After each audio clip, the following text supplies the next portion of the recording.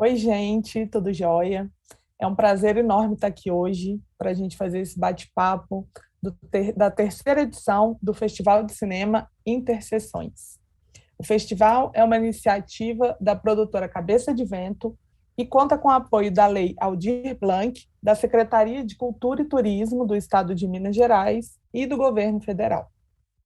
Nesse ano, nessa terceira edição, o festival chega inspirado em Manuel de Barros, com a temática É Preciso Transver o Mundo. A nossa programação acontece com algumas sessões presenciais no Cine Hits, na cidade de Ubá, aqui no interior de Minas, e toda a programação também vai ficar disponível online no site do festival. O site é www.festivalinterseções.com.br. O nosso festival conta com 3 mostras. A gente tem a Mostra Nacional, Mostra Mineira e a Mostra Infantil. Ao todo, a gente recebeu 275 filmes, e para fazer a curadoria de todo esse conteúdo que a gente recebeu do Brasil todo, a gente, muito ancorados nesse pensamento do Manuel de Barros, a gente buscou por produções que se atentassem para o valor da imaginação, para o valor da memória, de olhar o mundo com outros olhos. E a nossa curadoria chegou nesses filmes, que são divididos em 3 mostras. Hoje, aqui no nosso bate-papo, eu converso com os realizadores que estão com os filmes na nossa mostra infantil, que está disponível no site, e eu convido todo mundo a clicar lá. A quem ainda não assistiu, vale a pena ver os filmes, que estão incríveis, todos muito bonitos, assim. Quero até aproveitar e dar os parabéns para todo mundo que está aqui. Além de agradecer pela participação, eu quero dar os parabéns, porque os filmes estão muito bacanas, vale a pena assistir. Eu estou aqui hoje, nesse bate-papo, com o Marcos Magalhães, que dirigiu As Novas Aventuras do Kaiser, com a Hadi Meron, que dirigiu Aurora, A Rua que Queria Ser um Rio. O Gabriel, produtor do filme, também está aqui com ela para participar dessa conversa com a gente. A Camila Santana dirigiu o documentário Raoni. E também estamos aqui com a Maria Augusta Nunes, que dirigiu a animação Nona. Alguns realizadores não puderam estar aqui com a gente, mas acho que vale a pena citar que a nossa mostra infantil, disponível no site do festival, conta ainda com os filmes Me Liga na Lata, de Davi Rix e Renata Meirelles, Primeiro Carnaval, de Alain Medina, e Se a Vida Te Der um Anzol, de Uli Dili. Todos os filmes, como eu já disse, estão muito bacanas, vale a pena ver, compartilhar, enviar para os amigos, porque a curadoria foi feita com muito carinho, e modéstia à parte, os filmes, a seleção está muito boa. Eu quero agradecer agora aos realizadores, aos representantes dos filmes que estão aqui, tanto por terem enviado os filmes, terem aceitado exibir os filmes no nosso festival, quanto por terem aceitado o nosso convite para essa conversa. A ideia é que seja realmente uma conversa da maneira mais informal, mais leve possível, e a minha ideia é começar com uma pergunta geral, que eu convido todo mundo a responder, e depois eu pensei em alguns questionamentos específicos para cada filme. Mas é claro, gente, enquanto a nossa conversa estiver acontecendo, todo mundo fica livre para dar sua opinião, para falar, perguntar sobre o filme de uma outra pessoa e tal. Fiquem livres, fiquem à vontade. A ideia é que a gente não tenha nada rígido aqui, que seja uma conversa gostosa de participar e de acompanhar para você que está aí assistindo a gente. Eu vou começar com a pergunta geral, que eu convido todo mundo a responder, que depois que eu assisti todos os filmes dessa mostra que a gente está chamando de mostra infantil, eu lembrei muito do valor que o Manuel de Barros dá para as crianças. Eu até separei um trecho aqui num livro que eu tenho, que o Manuel de Barros, ele disse uma vez: quando eu crescer, eu vou ficar criança. E ele falava isso porque ele respeitava muito o olhar que a criança tem para o mundo, né? Que é um olhar despido desse utilitarismo, que muitas vezes a gente, como adulto, né, a gente tem um olhar viciado, um olhar que não é aberto às descobertas, que não é aberto à contestação, que não é aberto às miudezas que podem ser interessantes.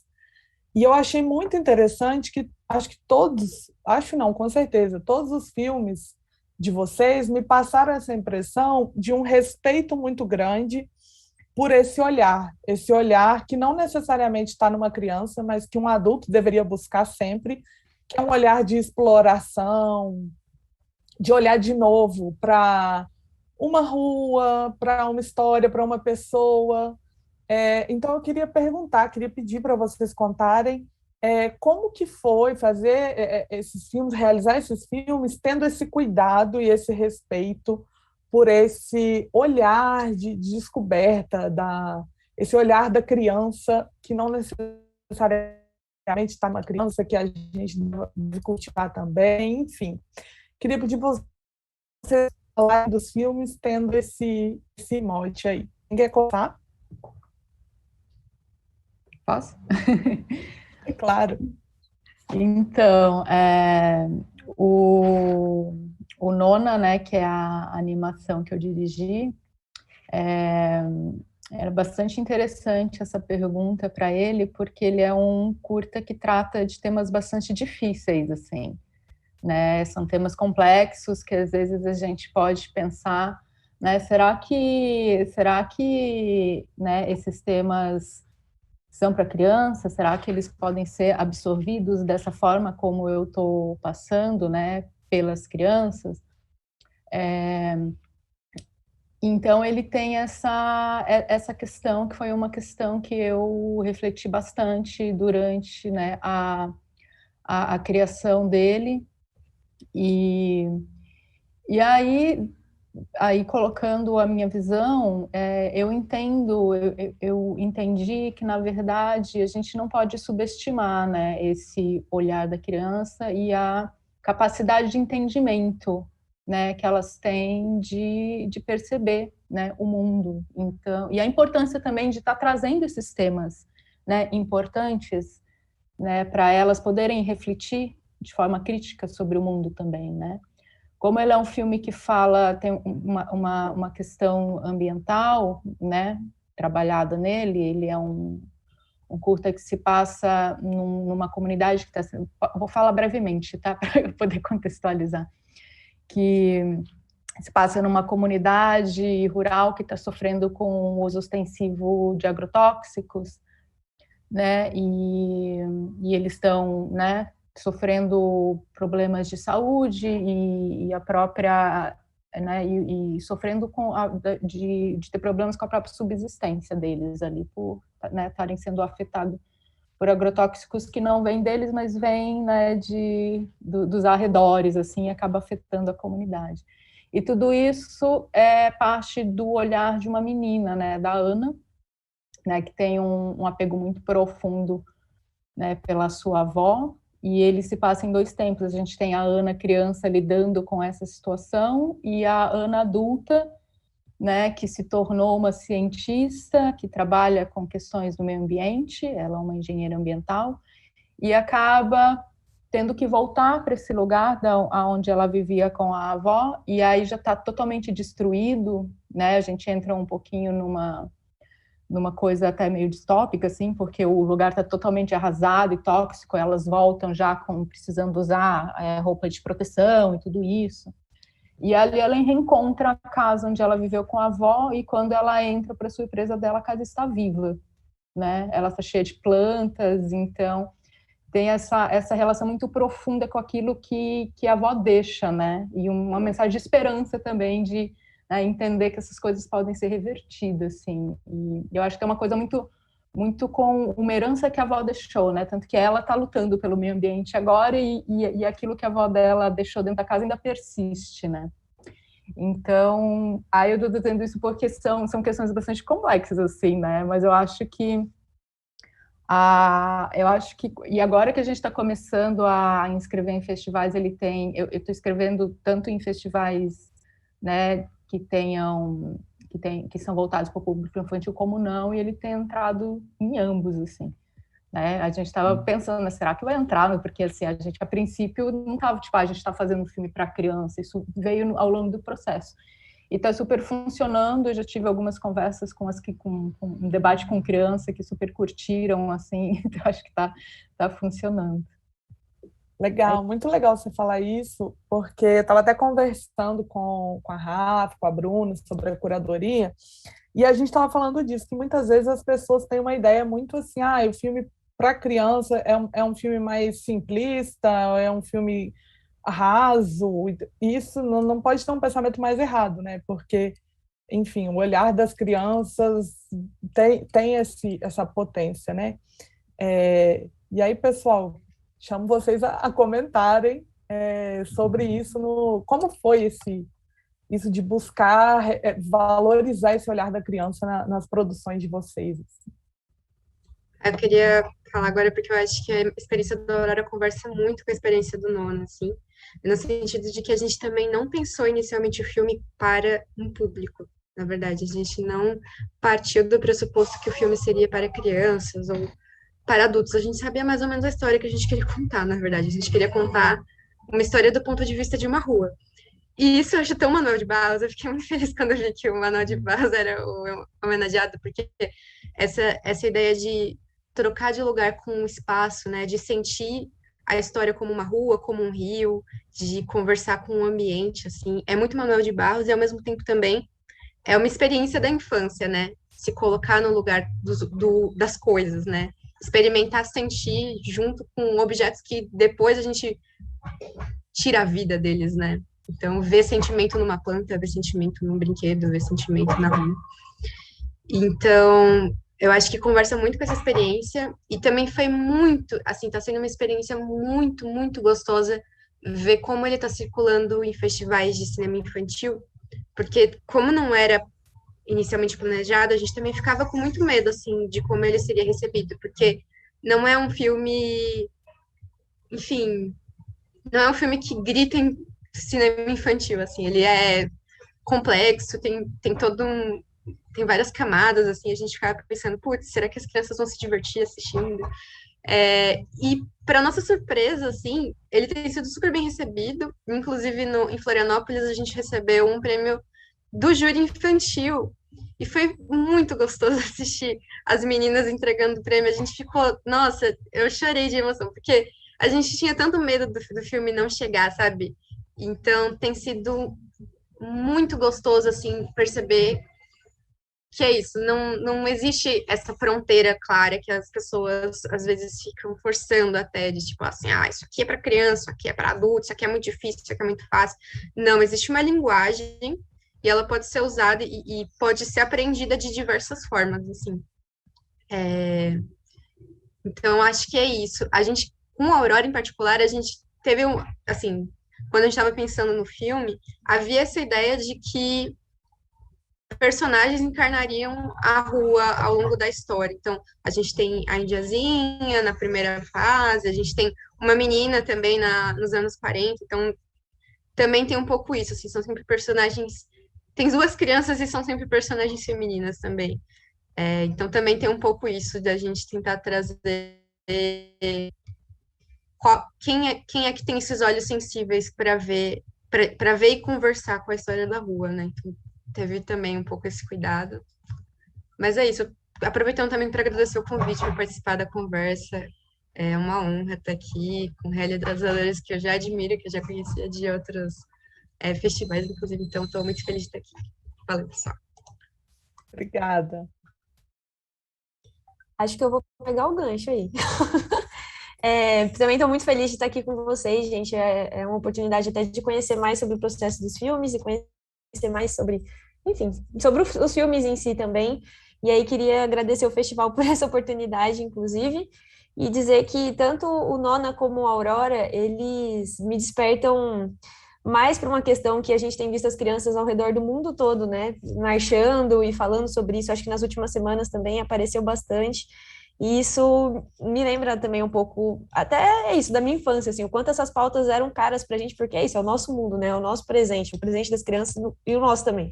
Mas isso é uma coisa que fica muito evidente na infância e sinto que essa é a pauta deles agora, assim, muito, muito forte. Então, eu fico feliz que esses filmes estão circulando e estão chegando nos pequenos. E aí aproveito para agradecer o festival, porque durante a pandemia tem sido difícil fazer esses filmes chegarem nas crianças também.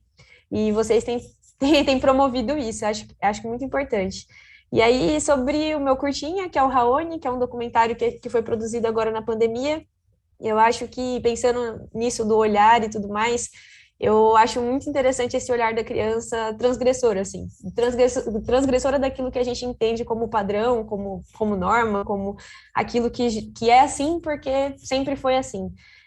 O Raoni é uma criança maravilhosa, que é filho de dois amigos meus, e ele, assim, transita de maneira muito natural entre brincadeiras que são ensinadas pra gente desde sempre, que são de menino e de menina, assim. E me encantava muito ver a forma como ele era feliz, não tendo essa barreira, assim. Como ele era tranquilo e, tipo, tinha mais possibilidades, vamos dizer assim, de imaginação, mais possibilidades de brincadeira a partir do momento em que, para ele, tudo aquilo pertencia a ele, assim, todos aqueles universos pertenciam a ele. Eu acho que comentei numa conversa também, que a Maria participou com a gente, de que ele, durante a gravação, isso não sai no filme, mas ele perguntou para mim em algum momento, ele falou assim, você conhece alguma princesa que vira dragão? E eu fiquei assim, cara, eu não sei, assim, não, se pá, não, mas devia ter, porque é isso, as princesas, quando elas ficam bravas, elas, enfim. E tudo bem, para ele, esses símbolos e signos que são usados o tempo todo para reforçar o que a gente pode ser, para ele se desmancham no ar, assim, num passe de mágica. E acho que isso dá outras possibilidades de infância para ele e para todo mundo que convive com ele também. Isso não aparece no filme, porque isso é uma experiência ali, mas ver o impacto disso com as crianças, acho que tem sido interessante, porque abre essa conversa com elas também, tipo, parece, assim como os amiguinhos do Raoni, tipo, vendo ele brincar daquela maneira, começam a questionar, começam a brincar, experimentam outras coisas, eu tenho a impressão de que o filme pode estimular outras crianças enfim, a reforçar esse olhar, que às vezes é tão podado, tão, enfim, concentrado em possibilidades que já foram testadas pelas outras gerações, assim.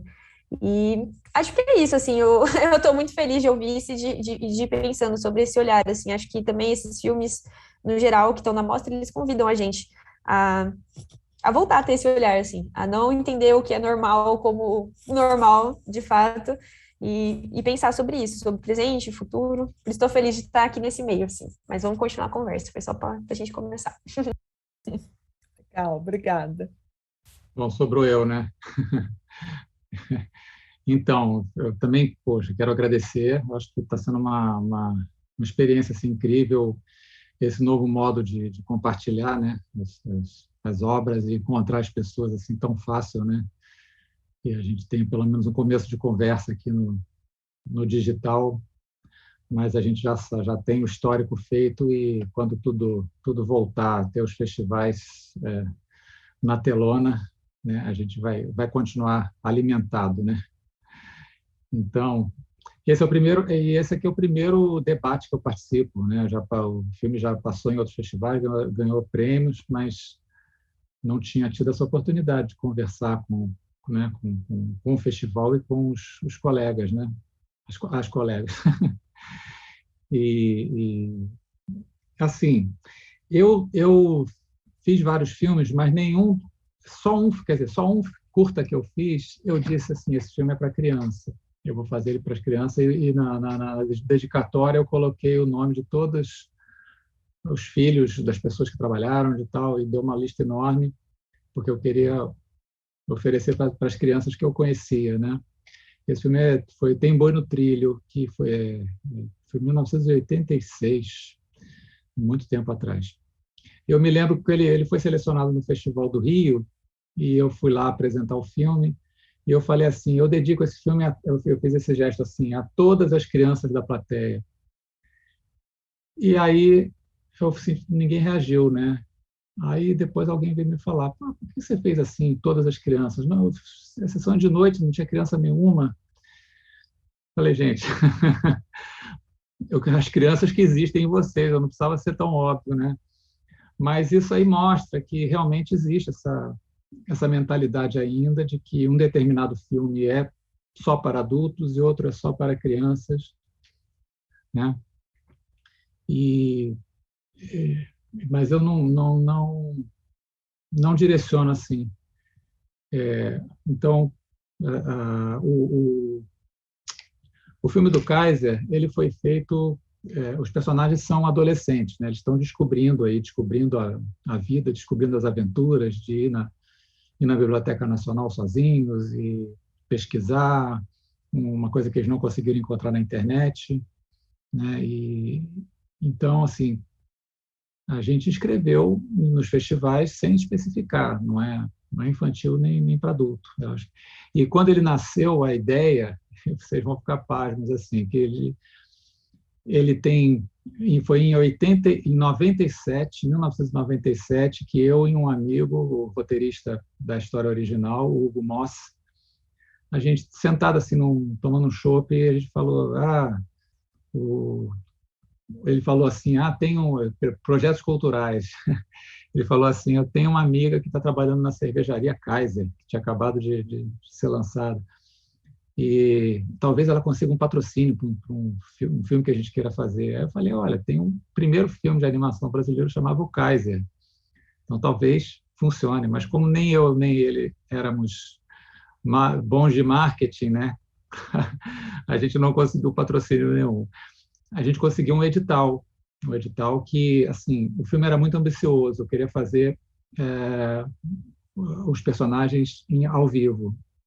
Ia ser feito um Cilada para Roger Rabbit, misturando pessoas e animação nos tempos da película. Nessa época, o jeito de fazer isso ainda era com imagem aérea, né, uma truca, processos óticos, e era super caro. Então, eu também tinha um problema de saúde, aí eu desisti, eu falei, não vou mais fazer esse filme. Eu comuniquei lá para o edital que não ia ser possível fazer. E aí, agora, assim, no finalzinho das luzes da vida normal, o BNDES fez o seu primeiro edital específico para curtas de animação. E nesse curta tinha uma cota para animadores veteranos. Então, eu consegui essa vaga e pude fazer o filme, então, depois de mais de 20 anos. E foi uma experiência fantástica, assim, porque pela primeira vez eu trabalhei com uma equipe totalmente profissional. Eu me associei primeiro à Ideograph, que são os produtores do filme, o Felipe Haroliuk e o Eduardo Calvé, e já tinham feito um longa chamado Luz Animação, que conta a história da animação brasileira, que é muito bom esse filme. E então a gente ressuscitou esse projeto, inscreveu no BDS, e na hora de animar, a gente concluiu que a melhor forma de fazer era ter uma equipe já unida. E eu propus a 2D Lab, né, do Andrés Liban, do Amigãozão, uma coprodução. E ele topou assim, em uns termos assim muito de apoio mesmo, né? Eu sou muito grato a 2D Lab, porque o pessoal trabalhou com prazer, assim, de estar fazendo personagens que não eram aqueles que eles já deviam estar há muito tempo fazendo uma coisa diferente, com humor diferente, com um ritmo diferente. Então, poxa, foi realmente um grande prazer fazer o filme. E assim, tem muitas leituras o filme, né? Ele é uma alegoria, o pretexto é essa reconstituição histórica, mas não tem nada de histórico, é porque é tudo mentira, né? Mas tem a Biblioteca Nacional, que eu acho que é um lugar fascinante, né? E que é bacana crianças e adultos saberem que está lá e que pode ser frequentada, né? Tem esse paradoxo, né? Do filme, primeiro filme brasileiro, o que ficou parece que é uma homenagem a uma pessoa que começou uma guerra mundial, né? É um, é um ditador, né? E foi ele que foi famoso, deu nome ao filme e tudo, né? E a gente trabalhou com isso, como eu falei, a história tem 24 anos, né? E agora, sim, dá para fazer associações que eu espero até que nem sejam feitas, mas ou que a gente debata sempre, se vocês tiverem alguma coisa para debater comigo sobre como bateu em vocês essa história, né? Mas eu acho que termina com otimismo, porque os adolescentes estão curtindo, mas a gente sabe que eles são pessoas que têm realmente interesse, né? Eles não é qualquer um que vai por, em vez de ir à praia ou ir no futebol, vai na Biblioteca Nacional passar o seu dia, né? Então, e eles falam 300 anos, e é a vida que segue, né? Infelizmente, a gente tem que continuar combatendo, mas ter esse espaço de relaxar e pensar para poder produzir, né? Para poder continuar produzindo. E é isso. Com certeza, nossa. Eu achei muito interessante, porque eu não imaginava que o filme era um projeto que já vinha aí de 20 anos. Muito legal saber. Vou até aproveitar e te fazer uma pergunta agora. Na verdade, é uma pergunta tanto para você quanto para... Ai, desculpa, eu esqueci seu nome. A Heidi. Heidi mesmo a pronúncia? Heidi?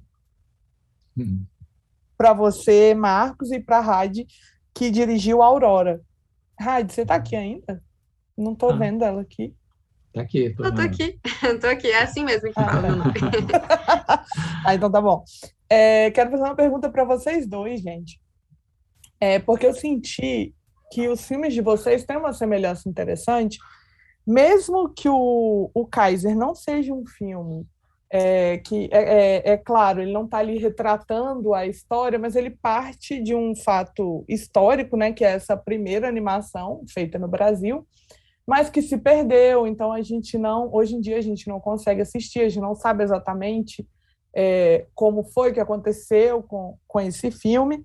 E também a Aurora, o filme fala muito de uma história não oficial, assim, que não é conhecida de muita gente, né? A gente conhece a história dos vencedores, né? Para dizer assim, são eles que viram nome de rua e etc. Então, acho que os dois filmes, de maneira ou de outra, tem a ver com essas histórias que ficam perdidas, né, de alguma maneira, assim. E aí queria pedir para vocês comentarem um pouco isso, como foi, de onde veio essa vontade de esmiuçar uma história que ficou por aí, no caso do Kaiser, como foi combinar, assim, sair de um fato concreto e ir para algo muito lúdico, tipo, a gente vai imaginar o que aconteceu, como foi. E para a Aurora, como foi isso de pegar uma história que muita gente não conhece, principalmente crianças e jovens, né? E como foi se debruçar e querer contar essa história? Quem começa? Bom, posso falar assim, tem muito, pelo menos no personagem, nos dois personagens, mas no Guilherme, tem a vontade de fazer alguma coisa, fazer uma coisa grande, né? Ele adorava animação, ele queria virar animador. E ele consegue fazer isso num delírio, né? Da alergia que ele tinha à poeira, que faz ele ter uma crise de espirro, e ele ter aquele delírio que ele era o Sete, ele era o cara que desenhou, né? Que fez a caricatura do patrão e adaptou lá com o imperador que estava fazendo a guerra. Então, é um pouco... Isso assim, tá baseado em experiências minhas, né, de querer ser, quando criança, querer fazer de animação, construir a minha mesa de animação, usar filme Super 8, né? A gente incorpora muito isso, né? E a gente cria uma história que tem coisas que, assim, às vezes a gente não tem certeza se foram verdade ou não, né? A gente já entra, a memória vai evoluindo, vai acumulando num jeito que a gente inventa história, e acredita nelas, né? E o Kaiser, assim, precisava até de uma história para ser inventada, porque a gente sabe que ele existiu, mas só tem um frame que sobrou. Então, alguém tinha que inventar essa história. Eu tive essa ousadia, né? E depois, outros animadores também pegaram essa ideia, fizeram algumas versões. Quando teve 100 anos de animação brasileira, teve isso também, eu achei muito legal. Porque continua sendo, assim, é um jeito da gente homenagear o autor, né? Que era o Álvaro Marins, o Sete, que era um excelente cartunista e que a gente vê pelos desenhos dele que ele era um animador de mão cheia, ele tinha percepção do movimento, os personagens dele têm muita vida. E ele fez o filme, ele fez e escreveu lá o nome dele como o pioneiro, né, do desenho animado brasileiro. Olha, foi uma escolha, assim, muito, muito intencional, rever a história do ponto de vista dos oprimidos e não dos opressores, né?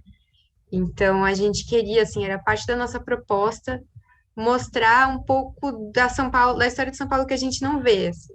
E houve uma pesquisa, a gente fez a escolha ideológica de não fazer um filme muito didático, mas a gente pesquisou, assim, a gente descobriu muitas coisas sobre a história do centro de São Paulo.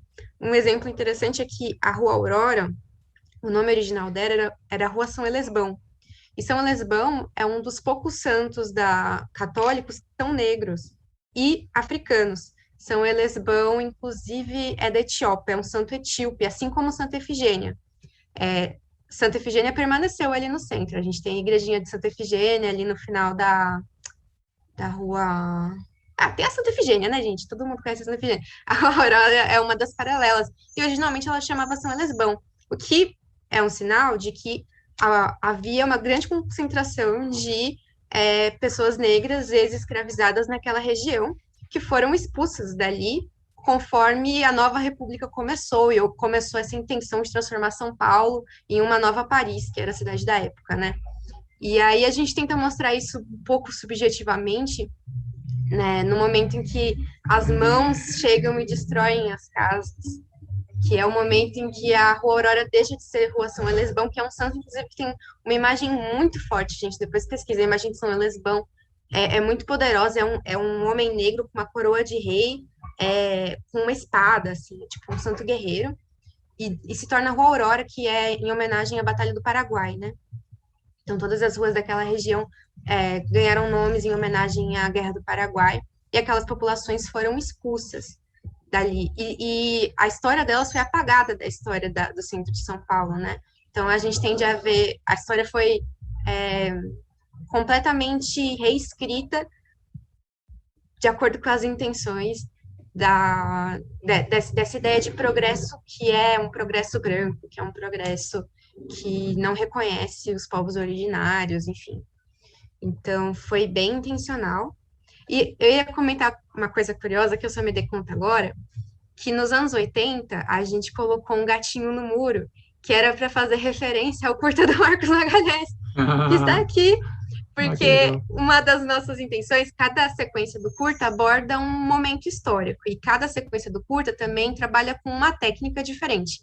Então, a gente usa 2D, a gente usa stop motion, a gente usa texturas diferentes no stop motion, então tem stop motion que é mais à mão, né, que a gente fez quadro a quadro, tem o cutout mesmo, porque a gente também queria fazer, junto com o filme, uma meta-referência à história da animação. Então, a gente fez várias pequenas referências, então, engraçado, né?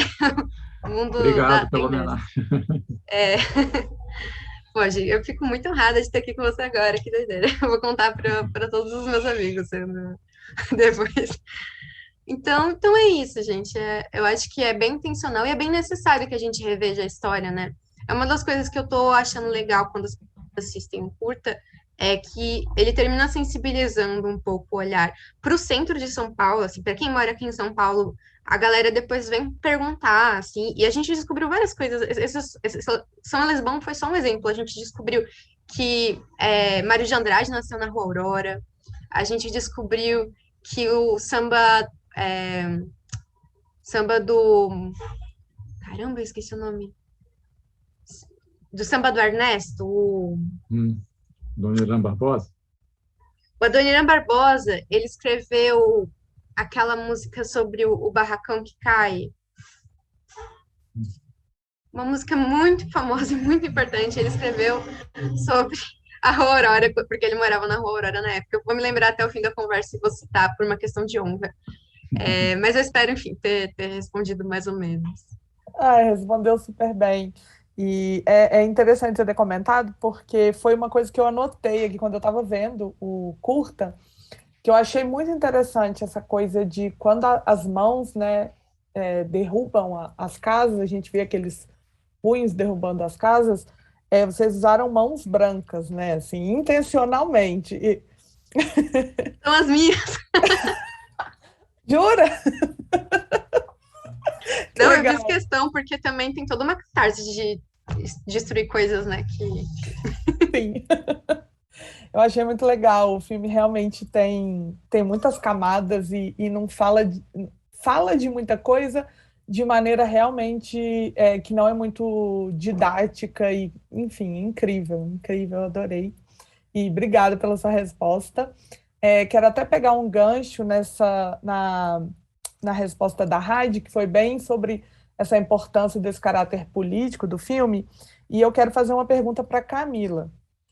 Que a Camila dirigiu, né, como ela falou agora há pouco, o documentário Raoni, que é sobre um menino que ele vive muito livre de coisas que muita gente, principalmente nos últimos tempos, tem visto como condenáveis, assim, muito entre aspas. E eu queria te perguntar, Camila, porque assim, a gente está vivendo tempos que, por exemplo, né, querem proibir os projetos de lei, né? O governo federal tem esse projeto de lei de não aprovar nos editais projetos que façam referência à linguagem neutra, por exemplo, né? E o filme, o Raoni, justamente fala do quão libertador pode ser uma criança crescer livre desses estereótipos tão fortes de gênero Eu queria te perguntar, assim, como foi fazer um filme sobre algo que é tão pungente, assim, que é tão... Principalmente no nosso tempo, com uma criança tão pequena, assim, porque ele é super novinho. O Raoni, como foi para você conciliar isso tudo, gravar essa criança, deixando ele à vontade, sabendo que você ia fazer um filme sobre um tema que é tão... Acho que até delicado ainda, necessário, mas um tema difícil. Enfim, queria que você contasse um pouco para a gente. Opa, conto sim. É uma boa pergunta, na verdade. Assim, acho que o processo de gravação do filme, como a mãe do Raoni é muito amiga minha, também teve toda uma questão de conversar e debater com ela como que ela via isso, né? Como que ela iria encarar, porque a repercussão do filme, no final das contas, acaba chegando nela bastante também. E acho que ela compartilhou com a gente um processo que ela enfrenta, assim, com os vizinhos, com a escola, com a própria família, de o tempo todo encontrar barreiras, assim, de o tempo todo alguém aparecer falando que a forma como ela cria o Raoni não é muito apropriada. E, ao mesmo tempo, a circulação do filme mostra que tem muita gente, na verdade, que pensa diferente disso, assim. E ela, inclusive, fica muito feliz, assim, com o caminho que ele tem percorrido. E aí, trazendo um pouco para a minha experiência pessoal, a primeira vez que eu frequentei um espaço de poder, assim, desses de Câmara Legislativa e tudo mais, foi na cidade de Campinas, num debate que eu estava indo contra o projeto, eles estavam fazendo um projeto contra a ideologia de gênero nas escolas. E aí eu fui para lá me manifestar contra esse absurdo. E na época, em Campinas, esse debate estava muito forte, a ponto de que eu dava aula numa escola e uma mãe veio questionar por que a filha dela chegou em casa querendo brincar de super-herói, falando de coisa de menino, assim, e tal. E aí isso ficou muito na minha cabeça, e eu falei, não, vou lá para a Câmara, já que estão discutindo isso, eu vou lá. Eu tive que ler as diretrizes da educação básica para essa mãe, para dizer, olha, isso faz parte do programa, assim. E eu acho que está em disputa, sabe? É um tema que está muito em disputa nesse momento, assim, é um tema que está muito em disputa. E eu sinto que, aí trazendo até outra pergunta, a gente está do lado dos mais novos, assim. Durante a produção do Raoni, fora a família, eu tive contato com algumas pessoas que são alguns adolescentes, assim, já não são crianças, mas essa juventude, nesse momento, essa é uma pauta muito cara e que eles não abrem mão, assim, não abrem mão da linguagem neutra, não abrem mão de, tipo, de não ser taxados, assim, acho que isso é algo muito muito muito marcado assim por enquanto essa questão para o Raoni não aparece assim, porque para ele é tudo só muito natural, apesar dele, como ele é muito pequenininho e em casa ele tem isso tudo disponível para ele de forma tranquila.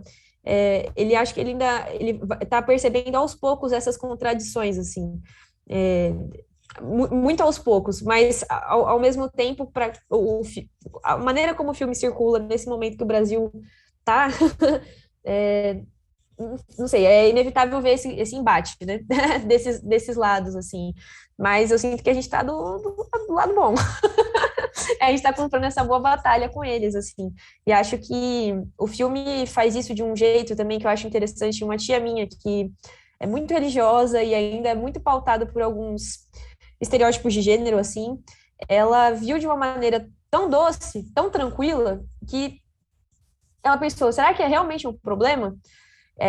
E aí isso para mim me alegra bastante, assim, isso me alegra muito, assim, de ser uma forma de você trazer o debate sem sem estar gritando lá na câmera. São todas as famílias e tudo mais, né? É diferente, assim, porque você tira esse espanto, não sei, esse medo que as pessoas têm, às vezes, de se deparar com o que a gente aprendeu, assim, com o que a gente está acostumado. Então, acho que o filme vai bastante nessa toada e acho que é bem divertido. Ver o Raoni, assim, acompanhando a reação das crianças é muito legal. Numa mostra lá em Floripa, que uma garotinha comentou, eu descobri que eu posso brincar de carrinho. Ele pegou e falou assim, poxa, que legal que ela descobriu isso e não sei o quê, quando que ela pode vir aqui pra gente brincar? Eu fiquei assim, nossa, ela acho que mora muito longe, não vai dar.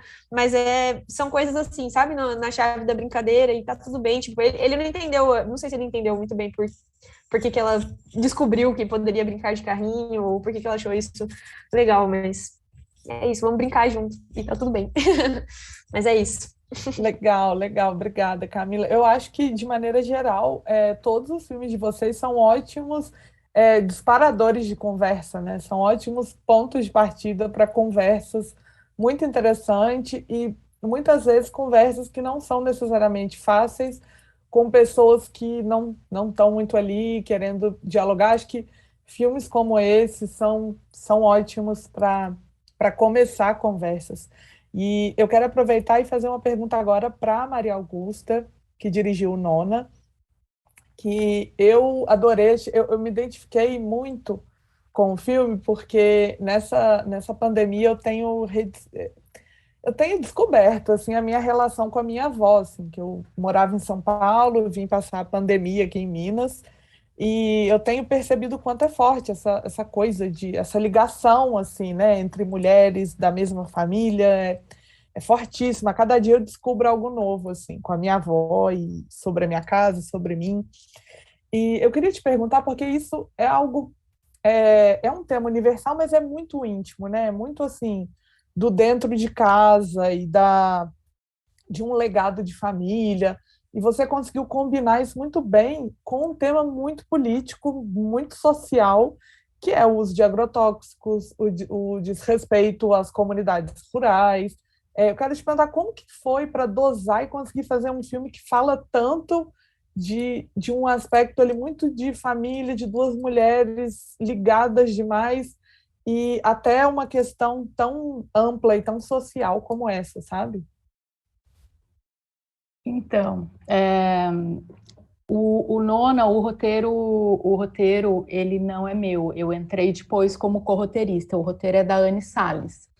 Então, ele teve um processo bem interessante de mudanças, assim, que explica por que essa questão mais política acabou entrando dentro do filme, porque a princípio ela não estava. né? No roteiro da Anne, no primeiro tratamento, ela trabalhava só realmente uma relação, era um roteiro muito pessoal dela, da relação que ela tinha com a avó dela, né? E aí, quando eu entrei no projeto para dirigir, a gente ganhou edital e tal, esse processo todo, né? E aí, quando chegou o momento da gente colocar, né, o filme em prática... Ai, Mafalda, desculpa, minha gata estava aqui no colo, me unhou.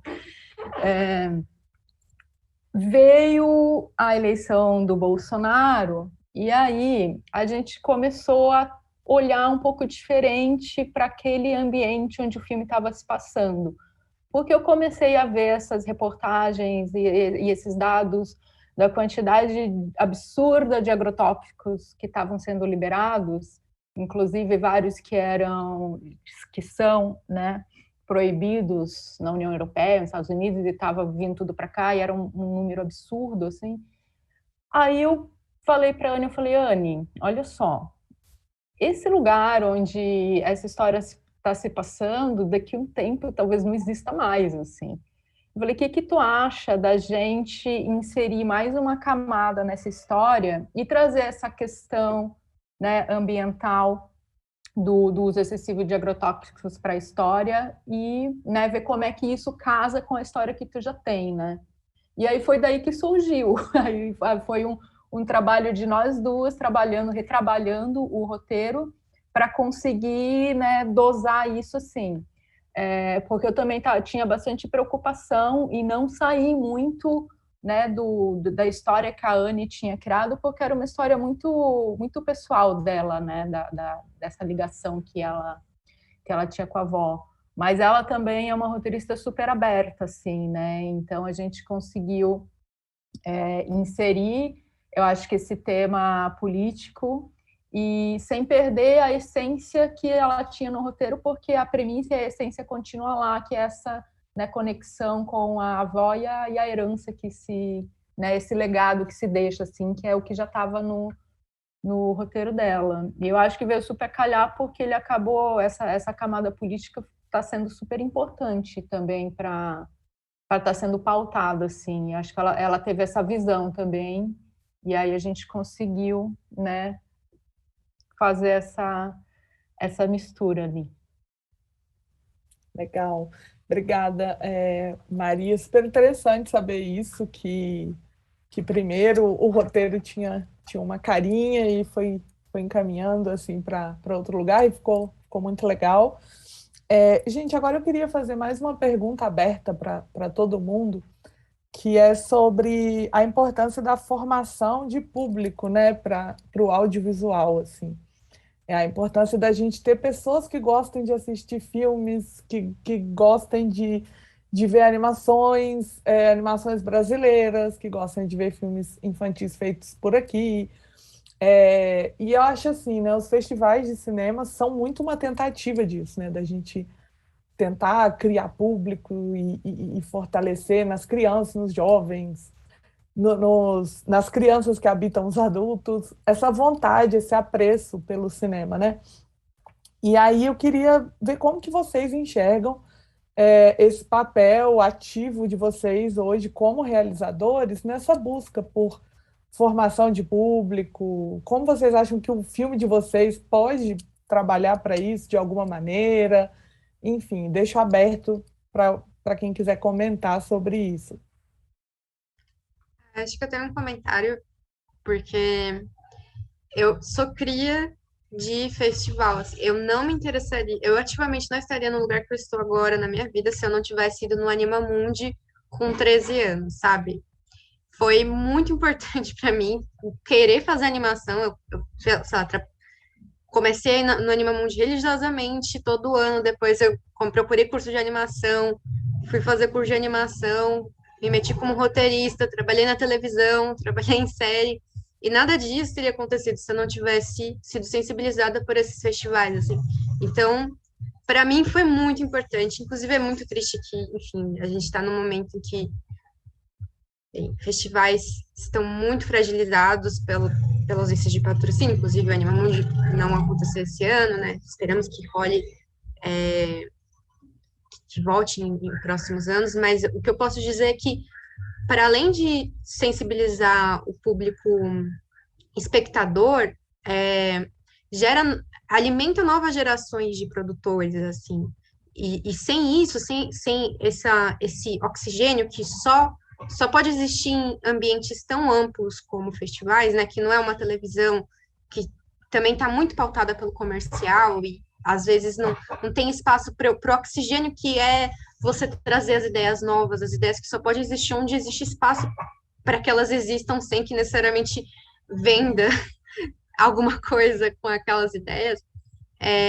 Você não tem espaço para gerar, para alimentar novas gerações assim de produtores. Então, acho que não só para formar público, mas também para formar novas cabeças para pensar o audiovisual.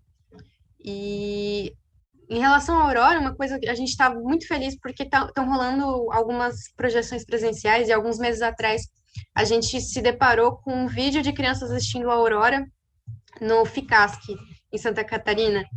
E eu fiquei muito feliz, porque eu fiquei pensando, caramba, essas crianças acabaram de passar uma pandemia, e aí a escola para um dia, assim, e é um dia que vai ficar para sempre na memória, porque, pô, passeio de escola é aquilo, pega lanche, faz fila, pega o busão, fica no fundão, dá risada, aí vai ver um filme que ela não veria na televisão, que muito dificilmente chegaria a ela pela internet. Pode ser que ela ache massa, pode ser que ela fique, nossa, o que foi isso aqui que eu assisti? Mas com certeza vai sensibilizar ela para um outro tipo de produção, diferente do que ela está acostumada a ver, e aquilo vai ficar no imaginário dela para sempre, sabe? Então, sentir que você faz parte disso e sentir a importância desses espaços para, oxigenar a cultura, eu acho muito, muito importante. De acordo, 100%. Mais alguém, gente, quer comentar? Bom, deixa eu falar do Animamundi, né? Animamundi, realmente, a gente deu uma hibernada, estamos hibernando, porque não está dando para fazer. O Animamundi é uma experiência presencial, né? A gente resolveu, antes da pandemia, a gente ia dar uma pausa, fazer um ano sabático, né? Porque a gente viu que estava difícil, né? Acho que com as circunstâncias de patrocínio e tudo, estava tudo confuso. Então, o ano sabático se estendeu, mas nós continuamos sempre procurando saídas. Então, estamos próximos aí de chegar eu acho que a gente vai conseguir novidades, mas não tenho certeza ainda de nada. Tudo ainda a vontade e a gente sabe que está fazendo falta, né? Está fazendo falta para todo mundo. E eu concordo com isso. Eu fico feliz de você falar isso. Você fez animação, começou no Animamundi. Eu ouço falar isso de vários diretores hoje em dia. E na verdade eu sempre investi nisso. Na minha carreira, o primeiro filme que eu fiz, aos 15 anos, um filme Super 8, eu escrevi ele numa mostra de filme amador Super 8 na Cinemateca do MAN, aqui no Rio. Eu escrevi assim um relatório de como que eu tinha feito, como eu tinha montado a minha mesa, que material que eu tinha usado, quantos desenhos eu tinha feito. Assim, eu hoje, quando eu olho aquilo, eu vejo como eu era nerd, né? A minha mãe ficou preocupada de eu estar trancado no quarto durante um mês só desenhando, né? Mas foi isso que me fez chegar até aqui, né? E eu sempre gostei muito de mostrar como se faz e procurar. E o Animamundi foi feito com essa perspectiva também, de mostrar o resultado, mas mostrar como é feito o filme de animação, né? Dar às pessoas a oportunidade de experimentar. E eu gosto mais, assim, também me causa muita falta também, mas eu acho que esse projeto é muito poderoso e eu vou continuar de uma forma ou de outra, que é o Anima Escola, que é o nosso programa de formação de professores das escolas públicas, que é um projeto que deu muito bonito, assim. Ele andava sozinho anos, né, já tinha uma legião de professores e professoras que eram produtores de animação em sala de aula, que faziam isso na própria escola. A gente teve a chance de fazer o software, né, gratuito, o Moan, que facilitava a filmagem de animações em técnicas tradicionais. Então, eu acho que isso teve impacto, né? Eu quero muito que continue e a gente está fazendo tudo para que continue. Então, vamos ver se a gente tem boas notícias no médio prazo, para talvez ano que vem a gente ter festival. Tomara. Estamos aqui super na torcida. Legal. Posso comentar também, pegando Claro. o gancho do Marcos? Porque eu pegar esse gancho que ele falou, falta de patrocínio e tal, e, né, lembrar da importância das políticas públicas para a formação de público também, porque os festivais, em sua grande maioria, são fruto de políticas públicas, né? E que está sofrendo um desmonte muito grande nos últimos anos, e que está afetando não só a produção, como a difusão também, né? Porque o festival é um espaço democrático, porque ele né? Ele normalmente, em sua grande maioria, eles são gratuitos, né? E assim, se tu pega quanto é que custa um ingresso de cinema, é muito caro, não é todo mundo que tem condições de pagar, sei lá, quanto que tá o ingresso de cinema hoje, sei lá, R$40. A última vez que eu fui pagar era 30, agora já deve estar mais. Então, é uma possibilidade que as pessoas têm de estar, né, acessando, né, um conteúdo diferente do conteúdo hegemônico que se consome na TV, não que seja ruim, eu consumo de tudo, eu assino Netflix só para ver porcaria, acho que isso não é um problema, mas a gente pode ter, né, a gente precisa ter também possibilidades de, né, outras linguagens, de ter acesso a outras linguagens e outras estéticas, né, e então só para reforçar isso, sim, porque é muito triste o que está acontecendo hoje, né? A gente torce aí para que mude, porque isso afeta diretamente a formação de público, né? As políticas do governo.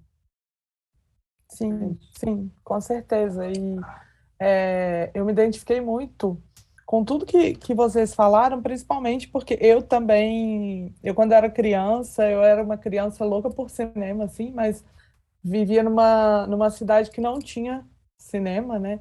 E aí os primeiros contatos que eu tive com filmes diferentes daquilo que passava na televisão foi com festivais, que de alguma maneira chegavam assim até a mim. Então, acho que principalmente para o interior do Brasil é muito importante e é muito tanto para a formação de público quanto para a formação de profissionais mesmo da área.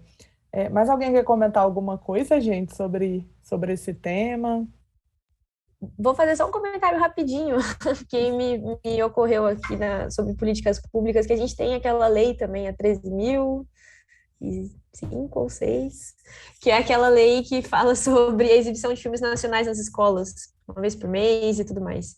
E que é uma lei muito interessante, importante, mas ao mesmo tempo que pouco é colocada em prática, regulamentada, fiscalizada e tudo mais, e que também poderia ser uma boa oportunidade de formação de público. Acho que parte do meu entendimento do cinema como arte e tudo mais, também, na minha experiência, passou pela escola, assim, pelos filmes que a gente assistia e tudo mais, e tenho a impressão de que é um bom lugar, assim, a própria circulação dos filmes em contato com a escola, desses filmes infantis, tipo, proporciona momentos muito bons, como as meninas falaram aqui e tudo mais, e a própria parte do Animamundi também, que tem esse contato com as escolas, eu acho que é muito chave nesse sentido, assim, até do cinema invadir mesmo a escola de todos os jeitos, assim, de criação de público, criação de novos produtores, de criação de outros olhares, educação para a mídia.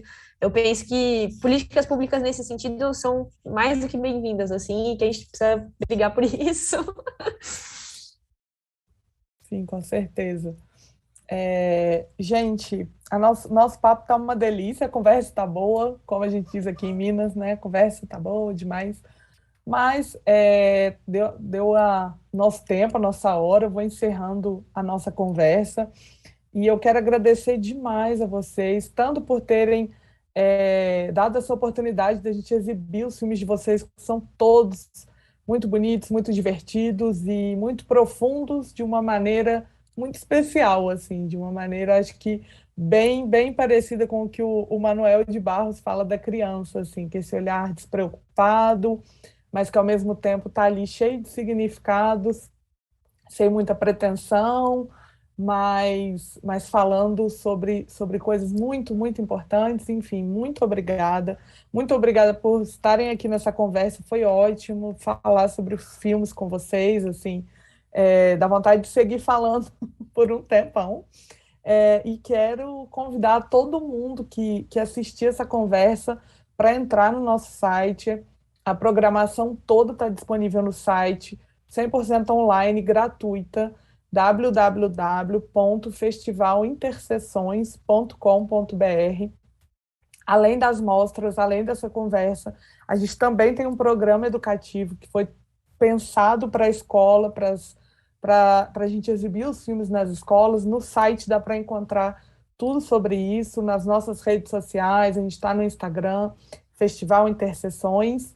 E eu quero convidar vocês também a assistirem os bate-papos que a gente vai fazer sobre as outras mostras, que a gente também tem a Mostra Mineira e também a gente tem a Mostra Nacional. Muito obrigada, gente, mais uma vez, foi ótimo. Uma boa noite para vocês, vida longa aos filmes de vocês, ao cinema, que a gente possa se encontrar ano que vem em festivais e de maneira presencial, que a gente possa se ver ao vivo. E brigadão de novo, um beijo para vocês e um beijo grande para quem assistiu hoje a nossa conversa.